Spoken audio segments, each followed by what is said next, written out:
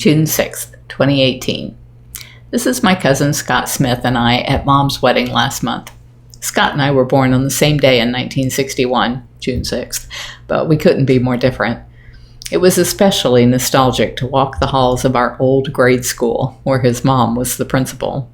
Yesterday, we had to make the tough decision to euthanize 21-year-old Zeus Tiger, and his daughter/sister, Keisha, is on death watch, so things have been strained here.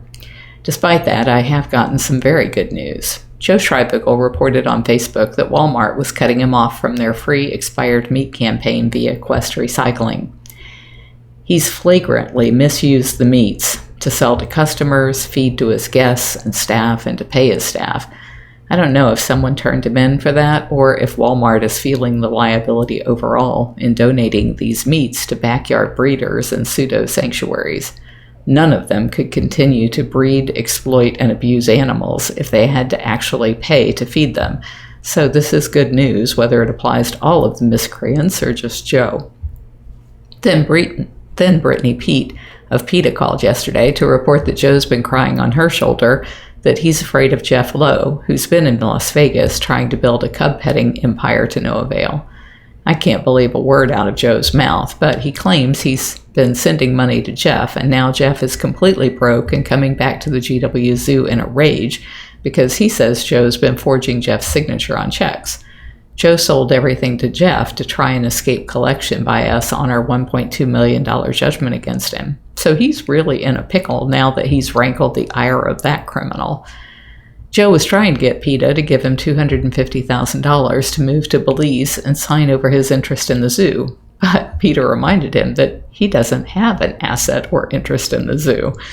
Then, at midnight, Lauren Lowe, they said, texted me from Jeff's phone. It came up on my caller ID as flea market tigers, which means I must have saved this caller ID from years ago when he called me threatening all manner of harm because I had spoken out against him keeping tigers in a flea market in South Carolina. I didn't even know his name, so that's why I made the ID Flea Market Tigers. He wanted to throw Joe under the bus in exchange for getting me to drop the lawsuit. We have no reason to do that.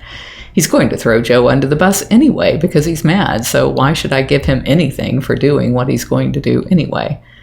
Joe said he's afraid Jeff is going to kill him, so today Howie called Matt at U.S. Fish and Wildlife Service and asked if I need to worry about a hit on me anymore, given that these two are going after each other. Matt said he'd just spent the whole afternoon with Jeff Lowe, taking notes on all of the illegal tiger trading he says Joe's been doing for cash under the table. See, I knew Jeff couldn't hold back. Getting a prosecutor to do anything is another matter altogether, but the good news is these two will totally destroy each other and probably half of their community as well. Pat Engesser was one that came out by name from U.S. Fish and Wildlife Service as buying tiger cubs from Joe. None of this would have been illegal if we had not been pressing all these years for U.S. Fish and Wildlife Service to rescind their generic tiger loophole, which they finally did in April of 2016. If you're enjoying my diary, please like, share, and subscribe. You can find other ways to connect to me over at bigcatrescue.org/Carole.Baskin.